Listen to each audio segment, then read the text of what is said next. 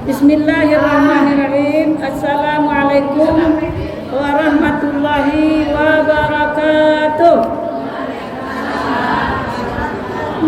Mbak aku dapat suara apa?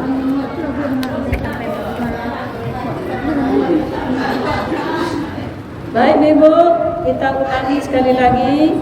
Assalamualaikum warahmatullahi wabarakatuh.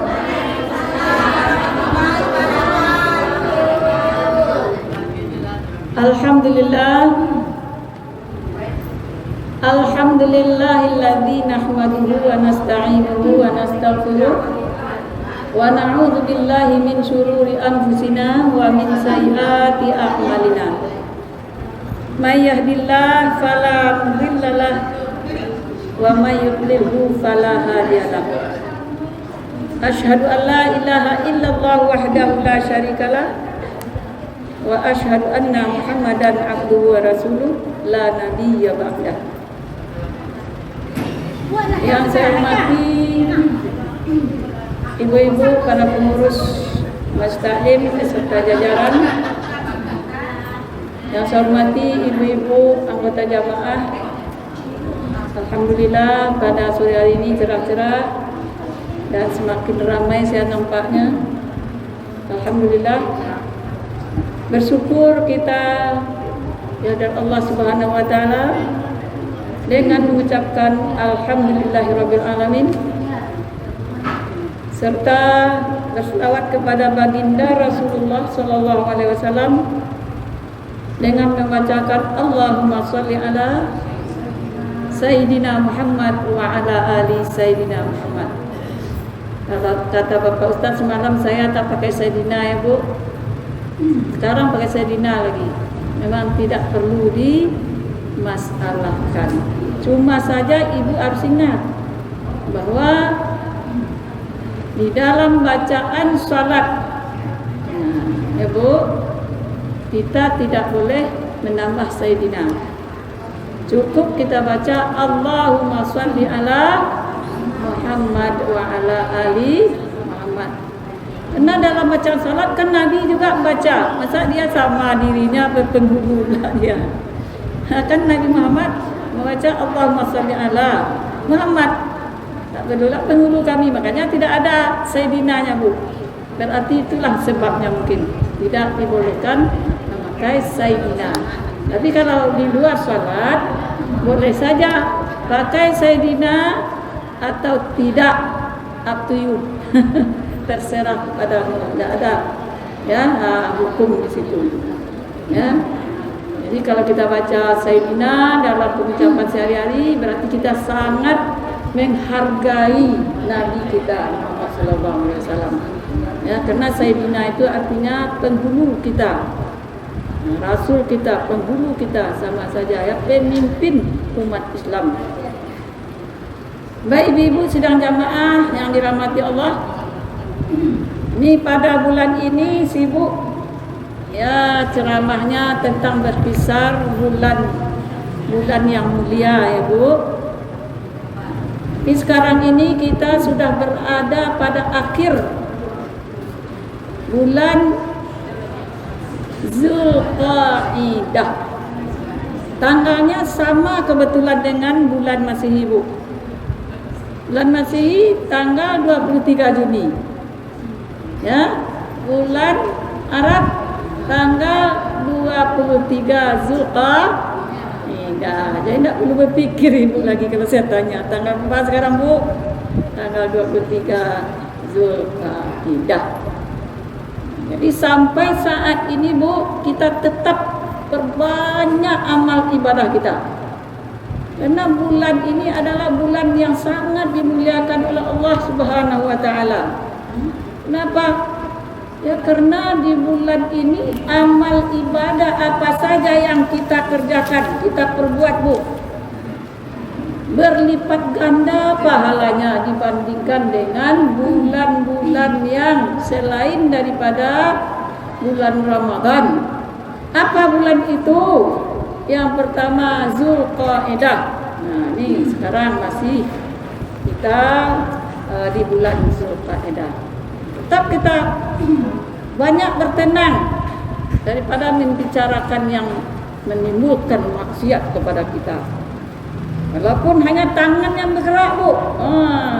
Pesan berantai, ya kan, saya ingatkan juga kepada Ibu. Kalau sifatnya menjatuhkan seseorang, menjatuhkan harga diri seseorang, mencela seseorang, ya, membenci seseorang, tetap kita termasuk orang yang menzalimi. Karena kita boleh mendoakan orang, bukan mencaci. Jadi kadang-kadang kita ada berita yang sifatnya menimbulkan fitnah atau gunjing, kita share pula ke orang lain. Inilah salah satu yang akan menghabiskan pahala-pahala kita di bulan yang sangat mulia ini. Ini saya sering memperingatkan kepada ibu-ibu. Ya, apalagi seorang ustaz yang bicara tentang masalah orang lain, masalah pemerintah segala macam, tetap berdosa. Kami ustaz ini, Bu, ya pandai bicara, cuma ya kadang-kadang tidak semua teramalkan. Ya, jadi dosa ini banyak sumbernya itu, Bu. Sumbernya itu banyak di dalam diri kita ini. Melalui HP ini paling banyak juga sekarang. Melalui mulut, melalui tangan, melalui kaki. Makanya bulan yang 4 ini Zulqa'dah, Zulhijjah, Rajab dan Muharram. Ini kita diharapkan ini ya, Bu, ya. Ya, tercantum dalam Al-Quran, kita tidak boleh menganiaya diri kita sendiri dengan banyak berbuat maksiat. Kenapa? Karena maksiat pun kita perbuat juga dosanya berlipat ganda. Ya, Bu, pahala kita berbuat, ya, Bu, berbuat amal saleh, kita pun mendapat pahala yang berlipat ganda.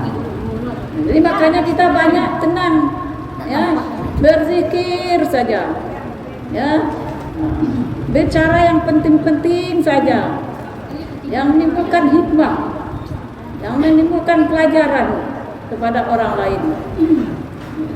Itu makanya bulan ini bulan bertenang. Bahkan di zaman Rasulullah kita dilarang untuk berperang. Kalau kita kan tidak hidup di zaman Rasulullah, ya, Bu. Ya, tak hidup zaman Rasulullah. Kalau zaman Rasulullah dulu zaman berperang. Jadi berperang pun segera hentikan, kata Rasulullah. Ya, kecuali orang yang memerangi kita. Itu tidak bisa lagi, Bu, ya, masa kita diam saja. Tapi kalau diperangi orang dengan mulut, jangan dilawan dengan mulut. Dilawan dengan sabar. Tapi kalau sudah dengan tangan, Bu, tidak bisa lagi. Itu perang namanya. Ya. Jadi ibu-ibu sidang jamaah yang dirahmati Allah, sudah lebar panjang tentang masalah bulan Zulqa'dah dibentangkan oleh para mubalighah di bulan ini. Sekarang ini, ya, ada bulan yang kedua, yaitu bulan Zulhijjah. Tapi belum masuk lagi. Sebelum masuk bulan Zulhijjah, mari kita persiapkan apa saja amal-amal ibadah yang mendatangkan pahala yang besar kepada kita, yang melebihi daripada bulan Zulqa'dah. Namanya saja, Bu, Zulhijjah. Apa artinya itu, Bu? Zulhijjah. Zulhijjah, ada yang tahu artinya, Bu? Artinya perjalanan haji. Hijjah itu haji itu, Bu. Ya, dinamakan bulan Zulhijjah karena pada bulan inilah umat Islam yang mampu untuk mengerjakan haji. Ya, manis tata'a ilaikum sabila. Kita dipanggil oleh Allah bagi yang mampu. Kalau yang tidak mampu, jangan dimampu-mampukan. Umpamanya ada orang tua awak, hanya lah tak bisa tagak lain, dipaso jo nak pergi ke Makkah. Dialah dibawa mak awakku ke Makkah ko. Dia nak meninggal di Makkah. Kalau meninggal maka akan masuk surga, itu dalam kaji ya Bu. Tapi kalau dah salah niat nak mencermati tak boleh Bu. Jadi niat itu jangan sampai menganiaya diri pula. Apalagi membawa orang tua kita yang sudah sakit parah, dibawa itu dijunjung segala macam. Itu apa? Karena dia sudah tak kuasa lagi. Berarti kita sendiri menganiaya orang tua kita sendiri. Itu pelajaran yang penting Ibu. Banyak orang yang tak paham. Ya, pernah pengalaman saya waktu naik haji Bu. Ini pelajaran juga bagi ibu-ibu yang belum naik haji. Ya, dia bawa orang tuanya sudah tak berdaya. Ya, tak bisa bergerak lagi Bu. Lalu di Mekah sibuklah mengurus orang tuanya dia. Memandikan orang tuanya, dimarah-marahkan Bu. Telinga saya betul yang mendengar, tapi orangnya tidak saya sebut, pelajaran bagi kita. Padahal menciskan saja orang tua ini yang begitu saja udah termasuk anak durhaka. Ini memandikan, dimarah-marahkan. Cepat lama, aku udah ketinggalan nih salat bersama-sama ke Masjidil Haram katanya. Masih ingat saya tubuh. Gara-gara membawa orang tua kita jadi orang yang durhaka di tanah suci lagi, coba bayangkan. Dimarah-marahkan orang tuanya. Apa niatnya membawa orang tua ke sana? Ya, kalaulah sudah niat nak menyuruh orang tuanya meninggal, Allah tidak matikan dia. Ya, pulang ke tanah air dengan keadaan selamat. Pakai kursi roda tu Bu, ganti-ganti aja lah. Pengurus rombongan itu menolong membawakan dia. Karena repotkan jadinya Bu, merepotkan jadinya. Jadi hilang pahala kita karena ngomel-ngomel seperti itu. Ya. Jadi bagi yang puasa, ini ada tadi saya mengaji di masjid Musala Jamiatul Muslimin, alhamdulillah ramai juga jamaahnya Bu. Ada bertanya Ibu, ini perlu saya ragu. Bu, sekarang ini naik haji dibatasi umurnya katanya. Nah, umur 65 tak boleh lagi naik haji. Ya kan Bu? Bagaimana itu kalau kita mau mendaftar sekarang? Umur 50, naik hajinya 20 tahun lebih, udah umur 70 lebih, tidak bisa juga. Kami berangkat, bagaimana jalan keluarnya Bu? Apa kami berdosa? Dah Bu, dah. Apa jawabnya Bu? Yang mengasih undang-undang itu siapa? Kan bukan kita Bu, adalah pemerintah.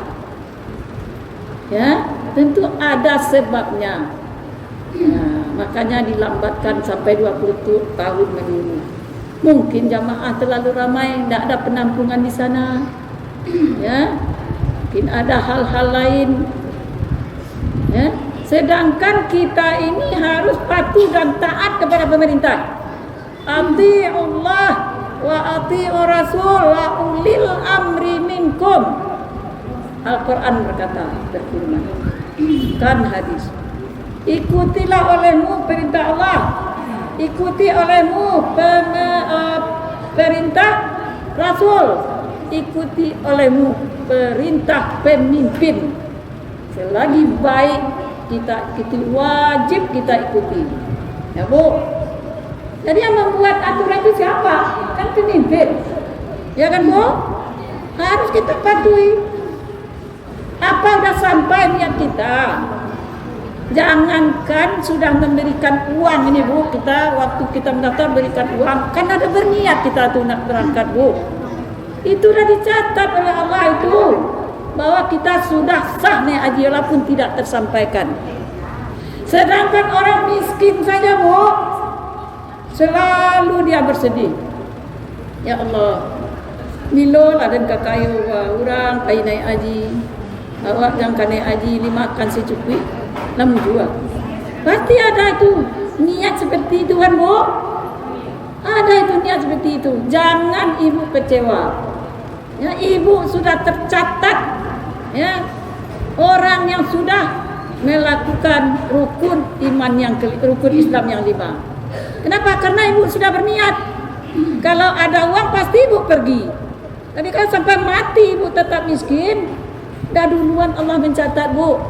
Ya, sudah lengkap rukun Islam bagi ibu 5 perkara. Jadi jangan risau kita bu. Ya, Allah Maha Pengasih dan Penyayang. Itulah jawab saya tadi bu. Senanglah hati jamaah mendengarkannya. Jadi agama ini tidaklah merepotkan bu. Awak yang menyusah-nyusahkan. Pasti inna ma'al usri yusra. Ya, di samping ada kesulitan, ada kemudahan. Ya, terniat di hati. Ya, sudah. Contoh yang lain bu. Ini penting ya, pelajaran.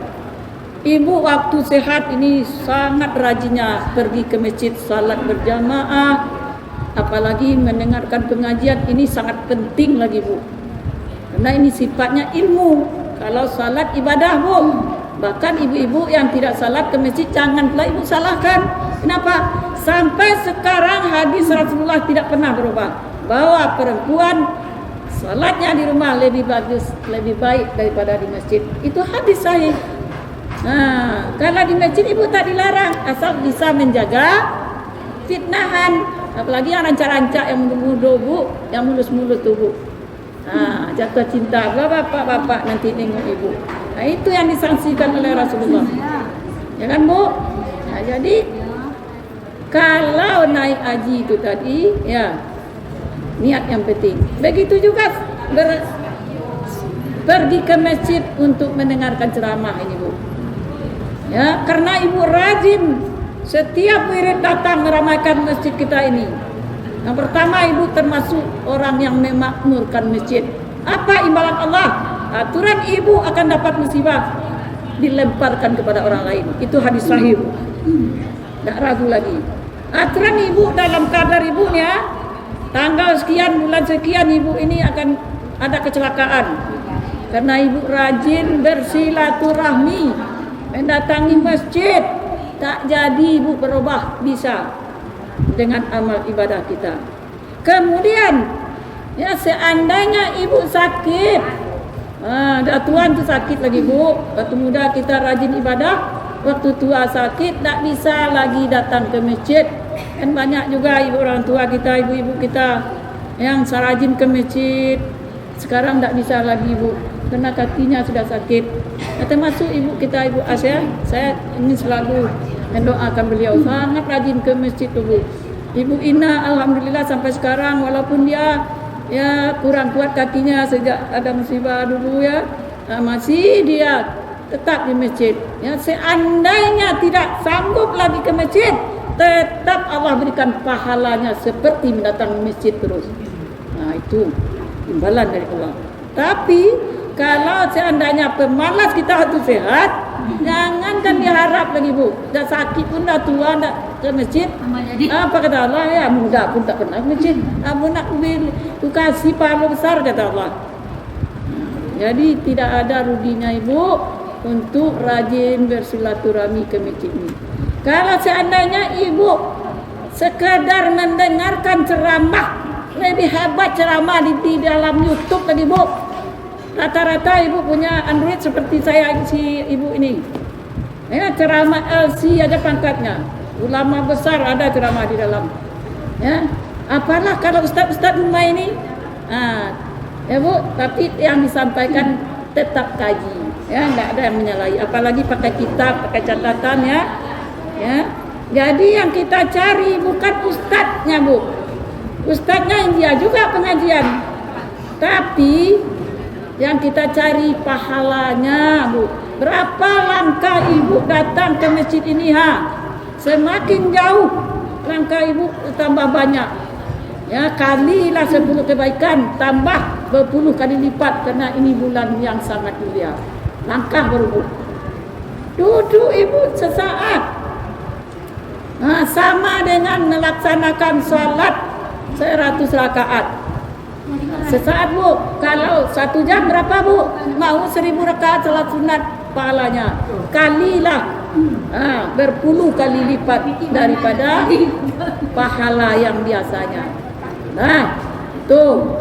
Jadi saya mohon kepada ibu-ibu, jangan sampai dimasalahkan tentang siapa ngaji kini. Kalau itu nama ngaji tidak usah awak datang. Turun ke naik ke rumah berarti. Terangnya kalau nak senang itu ada di dua ada naik ke rumah katanya. Jangan ibu. Itu dicatat oleh malaikat itu. Berarti ibu datang tidak ikhlas. Alhamdulillah saat ini tidak ada berubah dari semalam bu ya. Jadi jangan ibu mentang-mentang yang ceramah itu spangka. Kaji yang kita kaji. Saya kaji ini bukan sampai-sampai apa yang saya baca aja bu. Saya perlahan tetap dulu dengan buku kitab di rumah. Baru saya sampaikan. Itu pun saya catat ya bu. Nanti kalau mau ngopi dikopikan nanti. Sesuai dengan kitab yang sahih hadisnya. Jadi jangan sampai seperti itu. Berarti kita datang tidak ikhlas karena Allah. Ya, jangan dibenci kajinya. Bencilah orangnya, itu pun kita berdosa. Ya, kan kajinya yang kita ambil, bukannya orangnya. Apa yang dibenci? Ya kalau orangnya ibu benci, apa salahnya? Kalau tidak ada salahnya, ustaz atau ustazah itu berarti ibu iri aja. Besar sangat dosanya. Hasad dan dengki. Inna hasad yakul amal kama yasalun naru katab.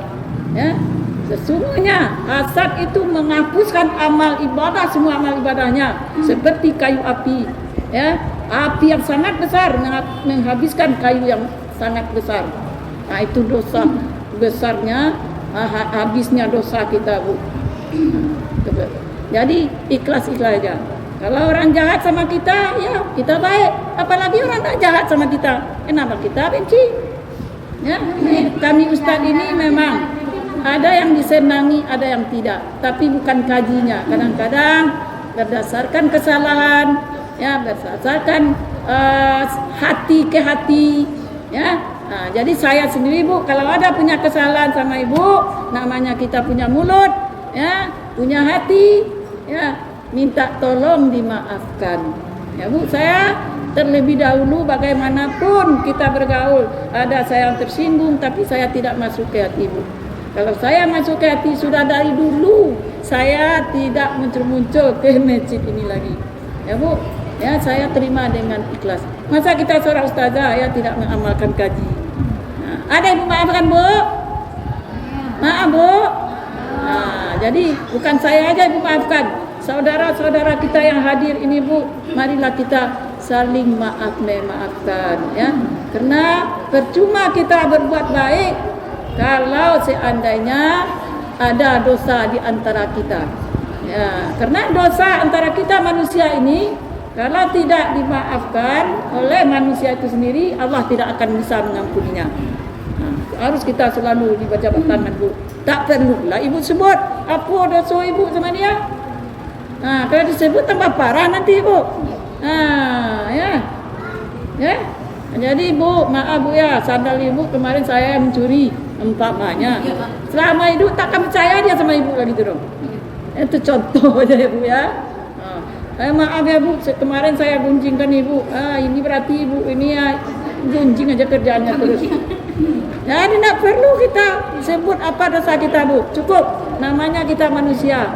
Banyak kesalahan. Yang tak berdosa itu adalah malaikat dan Rasulullah. Ya tolong beri maaf saya bu.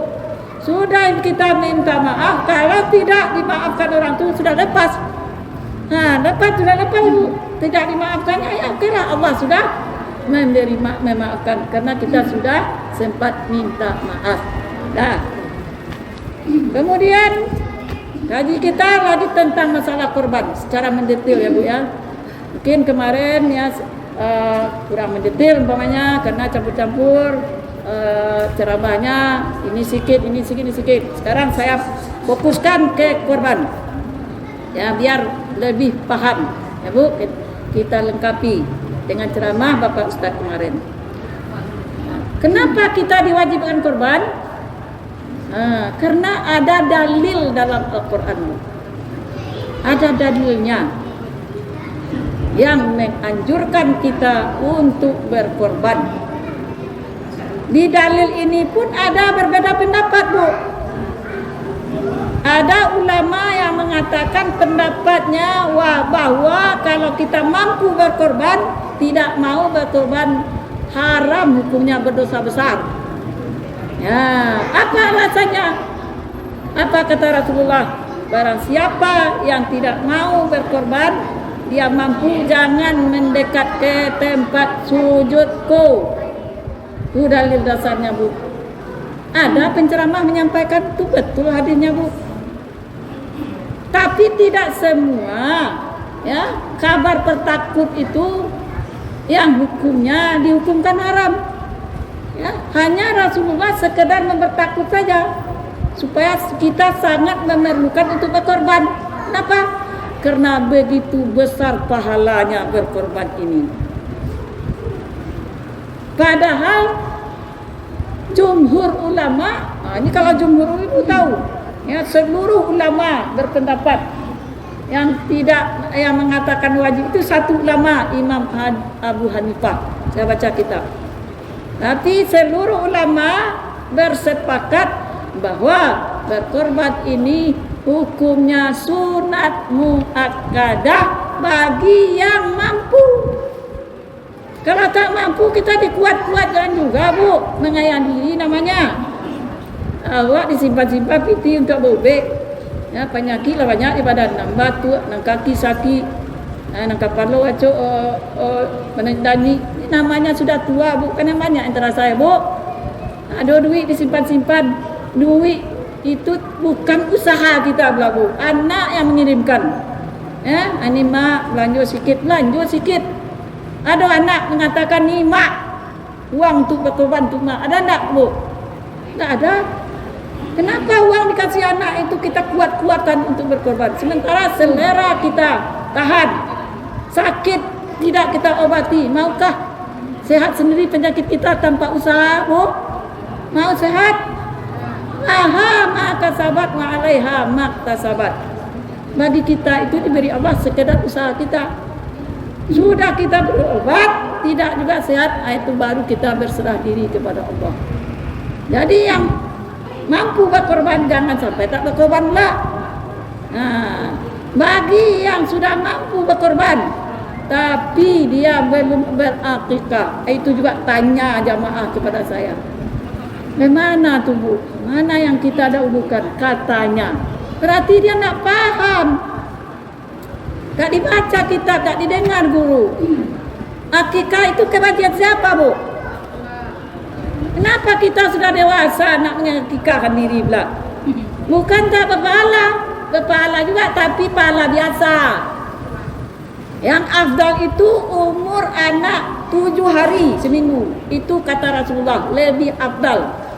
Adapun umur 15 hari pendapat ulama. Bukan Rasulullah lagi, pendapat ulama. Tidak bisa umur 15 hari, umur 21 hari, 3 minggu. Pendapat ulama.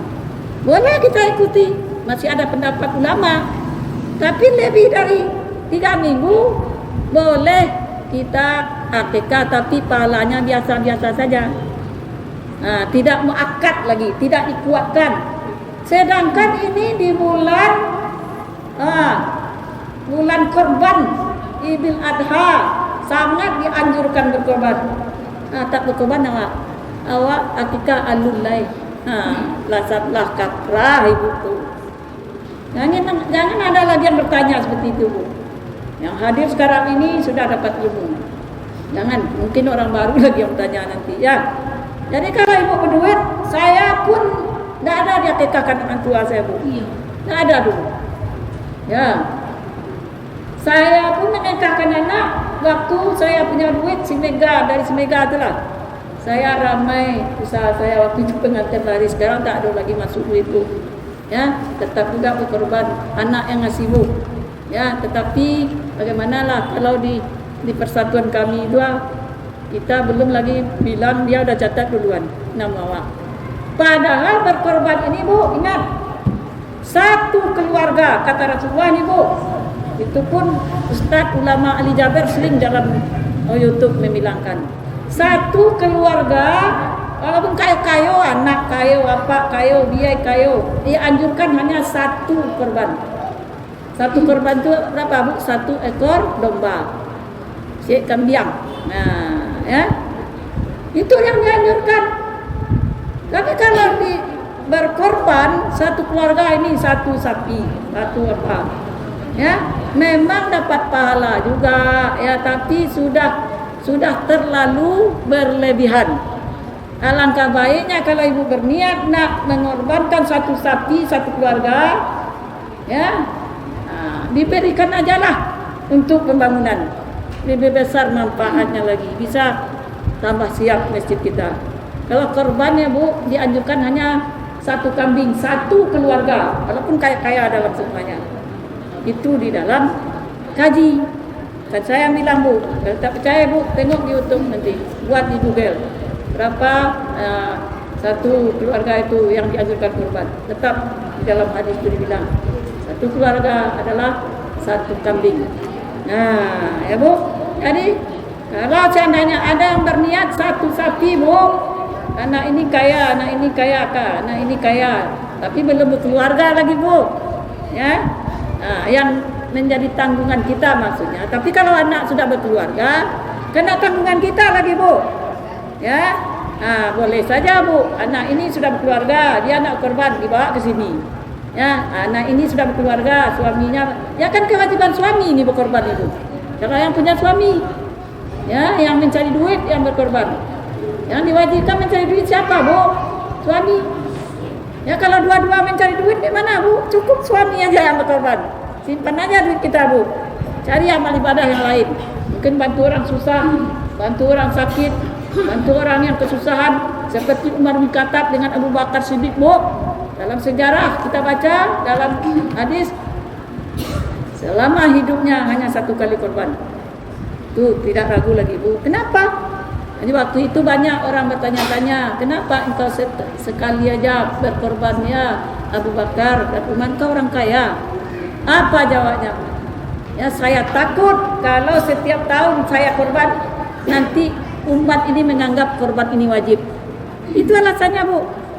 Takut ya korban ini wajib, padahal dia sunnah. Kenapa harus korban tiap tahun? Saya sedekahkan uang saya untuk ini, untuk pembangunan, untuk bantu orang susah.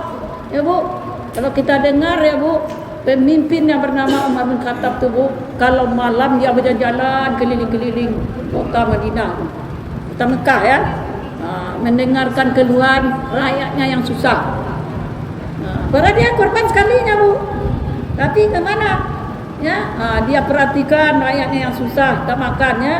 Kebetulan ada seorang ibu ya yang anaknya menangis-nangis di dalam, mak lapar mak, tunggulah dulu belum masak lagi. Udah sejam 2 jam Umar bin Khattab ya minta-minta di balik dinding, nak juga masak, apalah dimasak orang tua ni nak masak-masak, lalu diketuk oleh Umar bin Khattab. Saya mendengar anakmu menangis-nangis saja dari tadi, apa yang kamu masak? Kata Umar bin Khattab.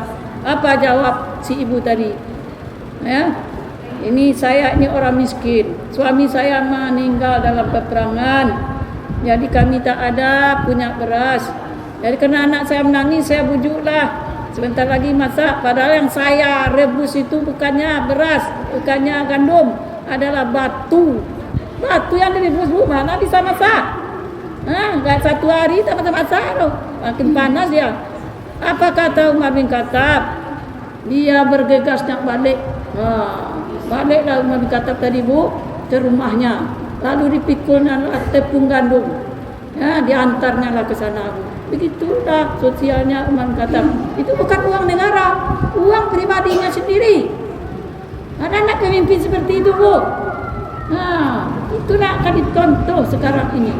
Ya, pemimpin yang sayang kepada orang yang susah, ya, pemimpin yang punya duit. Jadi pemimpin diangkat adalah pemimpin yang kaya kalau dapat, jangan orang susah pemimpin, ya Bu. Orang yang berduit, jadi dia tak segan-segan untuk mengeluarkan duitnya untuk orang susah. Jadi begitu Bu. Ya, jadi jangan dipaksa berkorban kalau tidak mampu, itu aja ya, supaya banyak korban kita.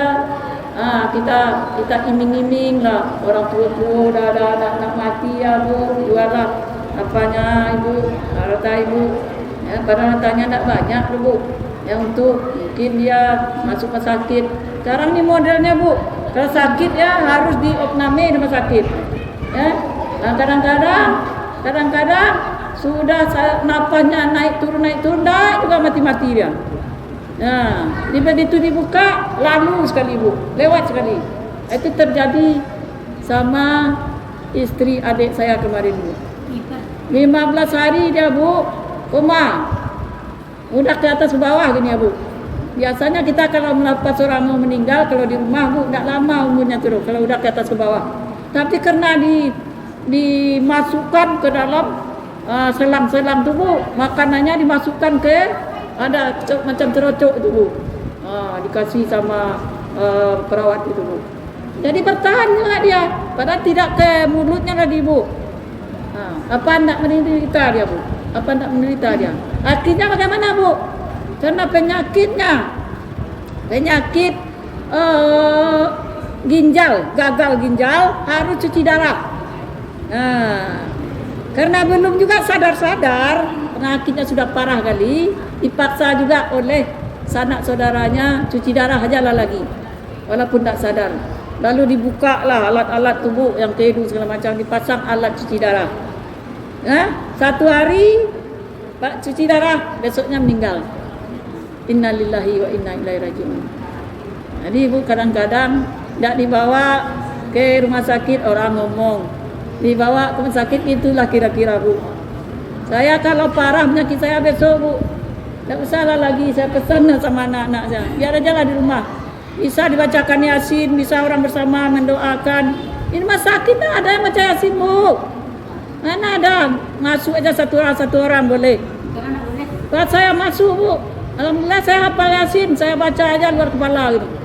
Saya Yasin, dia udah gini-gini bu, tak terdengar tak tidak. Begitulah kira-kira ya bu. Baik ibu-ibu yang dirahmati Allah. Jadi kata Allah di dalam surat Al-Kautsar, perintah berkorban, kata kepada baginda Rasulullah, ini kepada Nabi Muhammad tujuannya bu. Inna a'tayna kal kautsar. Apa kata Allah? Sesungguhnya kami telah berikan kepada engkau wahai Muhammad. Engkau tu Muhammad bu. Dari Muhammad ya ke umatnya. Yang jelas Muhammad dulu. Fasalli li rabbika wanhar. Kautsar itu bu, ada yang mengartikan telaga Kautsar, ada yang mengartikan nikmat yang banyak. Jadi dalam telaga Kautsar itu bu, memang banyak nikmat di dalam. Ya, rasanya aja air itu bu, kalau kita baca dalam hadis macam madu, tak sama dengan madu yang ada di dunia sekarang ini. Putihnya kayak susu, mandinya seperti madu, harumnya seperti kasturi. Macam itulah airnya di dalam surga yang bernama air telaga Kautsar. Jadi kita kalau umat Nabi Muhammad yang beriman kepada Allah masuk surga, nanti itulah minuman kita bu. Apalagi ikutlah korbannya bu, bagi yang mampu. Masuk kita ke dalam surga, minum air telaga Kautsar. Amin amin ya rabbal alamin. Nah jadi fasalli li rabbika wanhar. Sudah aku berikan engkau nikmat yang banyak wahai Muhammad, termasuk Al-Quran ini kan. Ini suatu nikmat yang luar biasa dari Allah ini. Apa contoh buktinya bu? Biasa kitab-kitab selain Al-Quran ini tak lama bertahan bu, bisa dirubah-rubah oleh manusia. Tapi Al-Quran ini luar biasa bu. Baris saja dirubah cepat ketahuan, masuk penjara.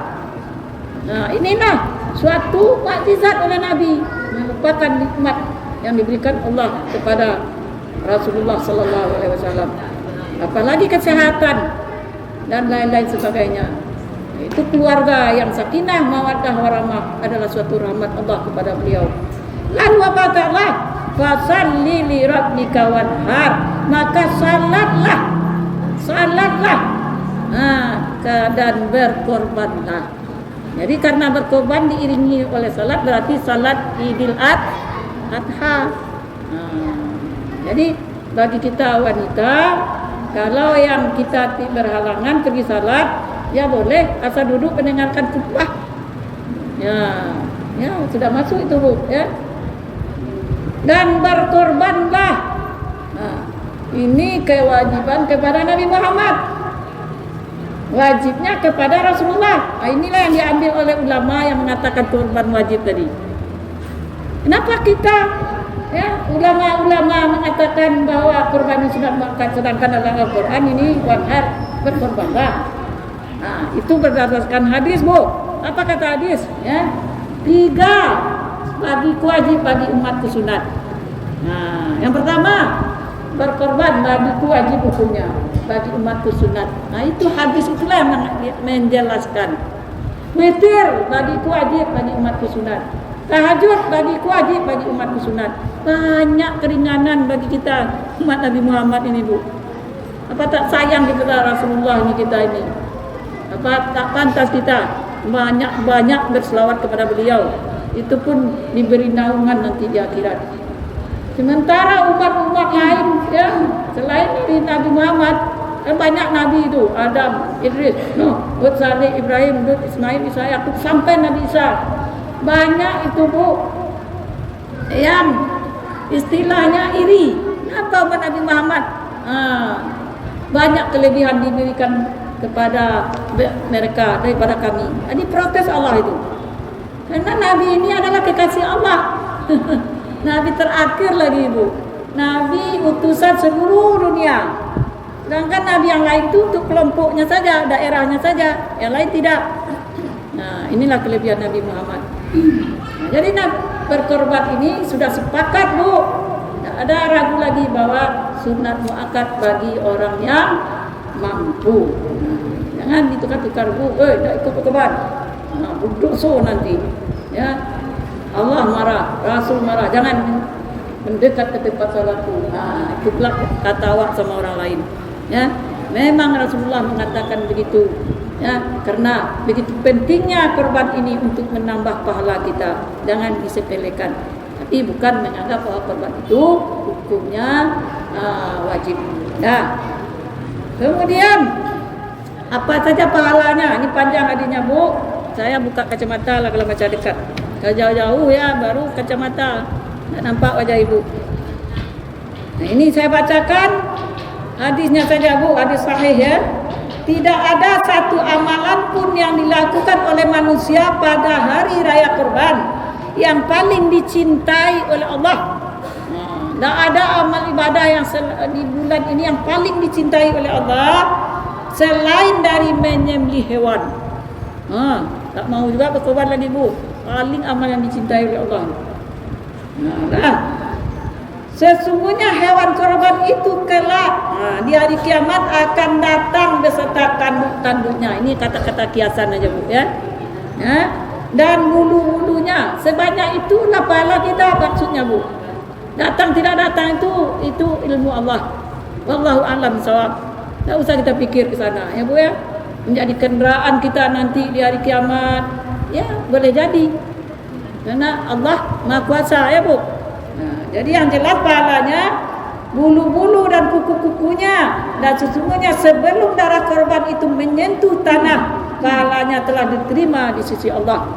Nah, sebelumnya darah-darah yang mengalir itu Bu menyentuh tanah, pahalanya telah diterima di sisi Allah. Asalkan niat kita karena Allah. Jangan kita salah niat Bu, mentang-mentang dipanggil ke depan, ibu A ke depan, saksikan korbannya. Nah, digosok-gosok, timbul rasa ria dalam hati, bangga awak. Sia senang korban bangga diri kita. Itu bacalah astagfirullah Bu. Tak diterima korban kita, ya karena ingin dipuji orang. Jadi kalau tidak sempat pun kita pergi untuk membelai korban kita, sah korban kita. Jangan Ibu anggap tak sah. Yang penting niat kita sudah ada dan uang sudah kita berikan. Karena di zaman kita ini, ya di daerah kita ini kan korban tidak ada yang beli sendiri Bu. Kalau di zaman Rasulullah orang berkorban beli sendiri-sendiri Bu. Dia yang membeli, dia yang menyembeli, dia yang membagi. Dan sekarang cobalah macam-macam. Seketik sini dapat lagi yang tulang dulu ya. Ada misuk nak ke korban tu. jangan sampai ngomel ibu. Ya, membagi itu pengurus. Kalau dalam agama memang pembagian korban ini 3 bagian. Dulu ya, makanlah onemu dan beri makan, wa atimu wa dakharu. Ya, makan olehmu dan beri makan. Siapa yang beri makan? Tentu sanak saudara kita diberi daging itu, dibagi-bagi. Wa dakhiru. Inilah yang terakhir, dan simpanlah. Nah, jangan mubazir awak, dia abi-abi yang kesadonyo. Kalau seandainya masih ada orang yang miskin tak dapat, lebih baik engkau sedekahkan kepada Rasulullah. Kalau yang tak dapat, tapi saya rasa kalau di Gang Baru ni Bu, tak dapat ya Bu ya. Kadang di sikuannya dapat, sidang dapat. Anu 7 bungkus sehari itu berkumpul. Panuan lah kulkas Bu. Harus kita habiskan sehari itu dari korban. Ya, itu makanya kita beribadah ini perlu berilmu. Simpanlah. Sampai setahun pun kalau bagus ya, kulkasnya tahan ya, tidak usah ya, boleh aja Bu, tidak ada haramnya.